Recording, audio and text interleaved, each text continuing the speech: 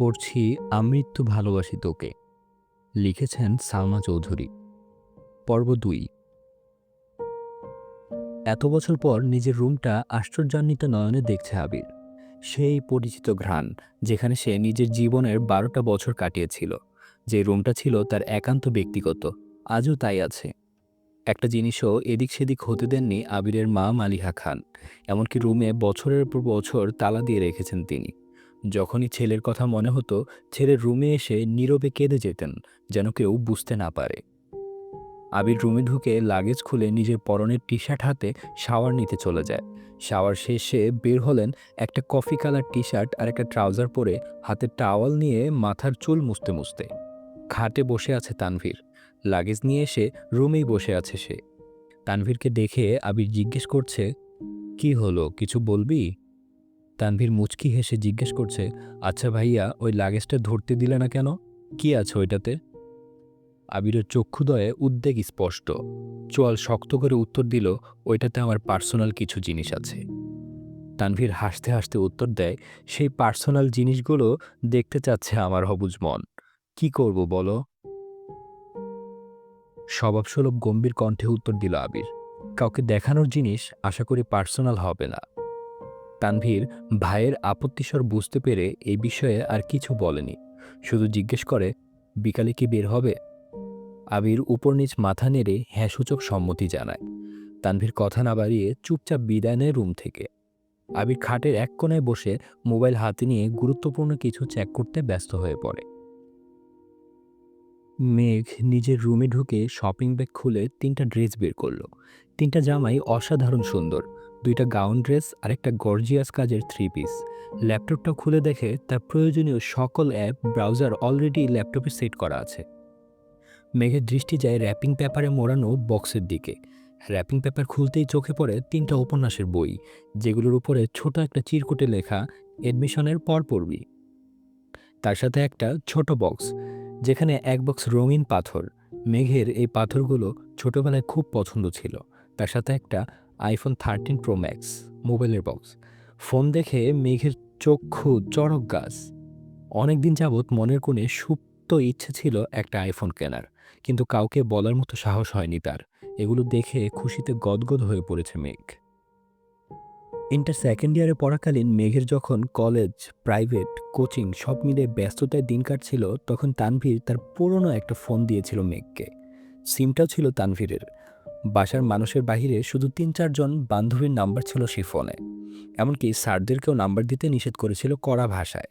তানভীর বরাবরই বোনের ব্যাপারে খুব সিরিয়াস। ভাইরা বোনকে শাসন করে ঠিক আছে, কিন্তু তানভীর মেঘকে একটু বেশি শাসনে রেখেছে এত বছর। এইচএসসি পরীক্ষা চলাকালীন সময়ে নিজের মায়ের পেটের ভাই তানভীরকে খুব সাহস করে বলেছিল, ভাইয়া, পরীক্ষা শেষ করে আমায় একটা নতুন ফোন কিনে দিবা? অগ্নি দৃষ্টিতে তাকিয়েছিল তানভীর, যেন মস্ত বড় অন্যায় করে ফেলেছে। তারপর মেঘ নতুন ফোনের আশা পুরোপুরি ছেড়ে দিয়েছিল। আজ সে না চাইতেই আইফোন পেয়ে গেছে, ল্যাপটপ পেয়ে গেছে। এ যেন মেঘ না চাইতেই জল। আনমনে ভাবছে, মনে হয় তানভীর ভাইয়া বলেছে ফোন আনতে আর ল্যাপটপ আনতে, না হলে উনি কিভাবে জানবে আমার ফোন নেই। এদিকে ১ ঘন্টা যাবৎ ফোনে মনোযোগ দিয়ে কি যেন কাজ করছে আবির। হঠাৎ আদি দৌড়ে এসে দরজায় দাঁড়ায়। আদি বলল, ভাইয়া, তোমায় খেতে ডাকছে। আবির বলল, যা আসছি। ১০ মিনিটের মধ্যে সাদা শার্ট পরে রেডি হয়ে নিচে নামলো আবির। অসময়ে তেমন কেউ নেই নিচে। বিকাল ৪টা বাজে। সবার খাওয়া শেষ অনেক আগেই। মালিহা খান বসেছিলেন ছেলের জন্য। ছেলের ফিটফাট হয়ে রেডি হওয়া দেখে মালিহা খান জিজ্ঞেস করছেন, কোথাও যাবি? আবির বলল, হ্যাঁ, একটু কাজ আছে। আবির চুপচাপ খাবার খাচ্ছে। ছোটবেলা যা যা সে পছন্দ করত সব রান্না হয়েছে আজ। সব খেতে পারেনি, যতটুকু সম্ভব খেয়ে উঠে পড়েছে। এরই মধ্যে তানভীর হাজির হয়েছে। ভাইয়া, রেডি আমি। এখন যাবে নাকি লেট হবে? আবির বলল, এখনই বের হব। মালিয়া খান রান্নাঘর থেকে ডেকে বলছেন, গাড়ি নিয়ে বের হবি না? চাবি নিয়ে যা। আবির বলল, গাড়ি লাগবে না আম্মু। দুই ভাই বের হয়ে গেল।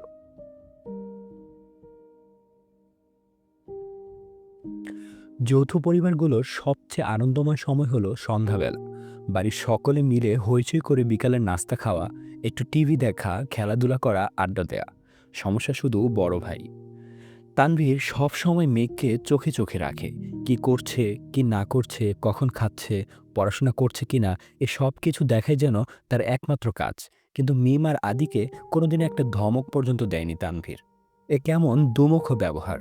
তানভীর যতক্ষণ বাসার বাহিরে থাকে, মেঘ ততক্ষণ মুক্ত, স্বাধীন। তানভীর বাসায় না থাকায় ৩ ভাই-বোন মিলে ছোটাছুটি করছে। মেঘ যা বলে ছোট ২টা তাই করে। মেঘ আর আবিরের এখনো দেখা হয়নি। মেঘ কোচিং থেকে এসে রুমে যে ঢুকেছিল, তার গিফট নিয়ে ব্যস্ততার কারণে সবেমাত্র রুম থেকে নিচে এসেছে। অন্যদিকে আবির বাসা থেকে চলে গেছে আরও ২ ঘন্টা আগে। মেঘ, মিম আর আদির ছোটাছুটি শেষ হয় বড় আব্বু জনাব আলী আহমদ খানের বাসায় প্রবেশ দেখে। আহমদ আলী খান বাসায় ঢুকতে ঢুকতে নিজের স্ত্রী মালিহা খানকে জিজ্ঞেস করলেন, আবির কোথায়? মালিহা খান উত্তর করলেন, ও তো তানভীরকে নিয়ে বের হলো, বলল কি কাজ আছে। আলী আহমদ খান সোফায় বসতে বসতে মেঘের দিকে তাকিয়ে প্রশ্ন করলেন, পড়াশোনার কি অবস্থা আম্মু? মেঘ শান্ত স্বরে উত্তর করল, আলহামদুলিল্লাহ ভালো বড় আব্বু। তবে তবে কি? প্রশ্ন করলেন আলী আহমদ খান। আমার ফিজিক্স আর ম্যাথে একটু সমস্যা, কোচিংয়ের সাথে কুলাতে পারছি না। প্রাইভেটগুলোতেও অনেকটা এগিয়ে গেছে। আলী আহমদ খান, ঠিক আছে, তোমার জন্য প্রাইভেট টিউটর নিয়ে আসবো। কাল বা পরশুর মধ্যেই ম্যানেজ করতেছি। তুমি চিন্তা করো না, মন দিয়ে পড়াশোনা করো আম্মু। তোমার ভাই তানভীর তো আমার কোনো কথা শোনে না। আর না শুনে তোমার আব্বুর কথা। কোথা থেকে মাথায় ভূত চেপেছে রাজনীতি করবে? পড়াশোনায় গুরুত্ব না দিয়ে রাজনীতিতে গুরুত্ব দিচ্ছে। তুমি পড়াশোনা করো ভালো করে, মেডিকেলে অথবা ঢাকা বিশ্ববিদ্যালয়ে যেন চান্সটা হয়ে যায়। জি বড় আব্বু, চেষ্টা করব। খেয়েছো কিছু তোমরা? আলী আহমদ খান জিজ্ঞেস করলেন। এবার উত্তরটা মিম দিল, হ্যাঁ বড় আব্বু, খেয়েছি আমরা। ঠিক আছে, এখন রুমে গিয়ে পড়তে বসো। ৩ ভাই বোন কোনো কথা না বলে ৩ দিকে যার যার রুমে চলে যায়। রাত ৯টায় বাড়িতে ঢুকে আবির আর তানভীর খাবার টেবিলে খেতে বসেছেন ৩ ভাই আর আদি। মিম, মেঘ কেউ নেই। রান্নাঘরে ৩ ঝা খাবার রেডি করছেন। বিকেলে আবির সাদা শার্ট পরে বেরিয়েছিল। সাদা শার্টের ২-৩ জায়গায় একটু একটু রক্ত লেগে আছে। আর আবিরের হাতে ৩টা ওয়ান টাইম ব্যান্ডেজ লাগানো। নজরে পড়ে ছোট চাচ্চু ইকবাল খানের। কিরে আবির, তোর হাতে কি হয়েছে? শার্টেই বা দাগ কিসের? এই কথা শুনে ছুটে আসেন মালিহা খান। কি হয়েছে আবির? বুকের ভিতর ছেদ করে উঠেছে। একমাত্র ছেলের শরীরে একটা আঁচড়ও মা সহ্য করতে পারেন না। আবির, তেমন কিছু না, হাতে একটু লেগেছিল, ঠিক হয়ে যাবে, চিন্তা করো না। আর কথা না বাড়িয়ে সিঁড়ির কাছে চলে যায় আবির। আলী আহমদ খান ছেলের দিকে তাকিয়ে প্রশ্ন করেন, খাবে না? না আব্বু, বিকেলে খেয়েছি, খিদে নেই। এই বলে রুমের দিকে চলে যায় আবির। আবিরের কণ্ঠ শুনে মেঘ রুম থেকে বের হয় তাড়াতাড়ি। এতগুলো গিফট দিল, অবশ্যই ধন্যবাদ জানানো উচিত। ৭ বছরে ভাইয়ের মুখটাও দেখেনি সে। কিন্তু কেয়ার রুম থেকে বের হতে হতে আবির রুমে ঢুকে পড়েছে। মেঘের চোখ মুখে নীরবতা। নিচে গিয়ে সবার সাথে খেতে বসে। তানভীরও খেতে বসেছে হাত মুখ ধুয়ে। ইকবাল খান তানভীরের উদ্দেশ্যে বলে, তুই তো ছিলি আবিরের সাথে, কি হয়েছে বল। তানভীর, চাচ্চু আমি তো ভাইয়ার সাথে বের হয়েছিলাম, কিন্তু পরে আমি পার্টি অফিসে চলে গিয়েছিলাম, তাই সঠিক জানি না। মেঘ যেন কিছুই বুঝতে পারছে না। বাড়িতে এসেছে ৭-৮ ঘন্টা হয়ে গেছে মানুষটার, অথচ সে এখনো দেখেইনি তাকে। তার মধ্যে আবার কি অঘটন ঘটিয়ে ফেলেছে। সে শুধু চাচ্চু আর ভাইয়ের মুখের দিকে তাকাচ্ছে বারবার। আহমদ আলী খান গম্ভীর স্বরে তানভীরকে বললেন, সে তো তোমার ভাই কম, বন্ধু বেশি। তাকে বলে দিও কোনো প্রকার মারপিট আর রাজনীতিতে যেন না জড়ায়। আর এটাও বলে দিও তাকে, তার বয়সটা কিন্তু আমি পার করে এসেছি। তাকে দেশে এনেছি মারপিট করার জন্য না, আমাদের ব্যবসার হাল ধরার জন্য। তানভীর, আসলে বড় আব্বু সামান্য হাতটা কেটেছে ভাইয়ার। আলী আহমদ খান বললেন, থাক, আমায় কিছু বুঝাতে হবে না। কোনটা মারপিটের কাটা আর কোনটা কেটে যাওয়া আমি তা বুঝি। তুমি তো নিজের রাস্তা বেছেই নিয়েছ, অন্তত তাকে বুঝাও এসবে যেন না জড়ায়। তানভীর, জি বড় আব্বু। মেঘ আচমকা প্রশ্ন করে বসে, কি হয়েছে? তানভীর মেঘের দিকে চোখ রাঙিয়ে তাকায়, তুই চুপচাপ খা।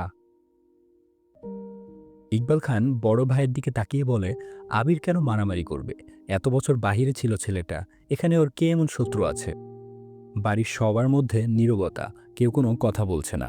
মেঘ মনে মনে ভাবছে, আবির ভাইয়া মারপিট করেছে, কিন্তু কেন? এত বছর ভাবতাম আমার ভাইই পচা, রাজনীতি করে, আমার শাসন করে। কিন্তু আবির ভাই তো দেখা যাচ্ছে পুরাই হিটলার।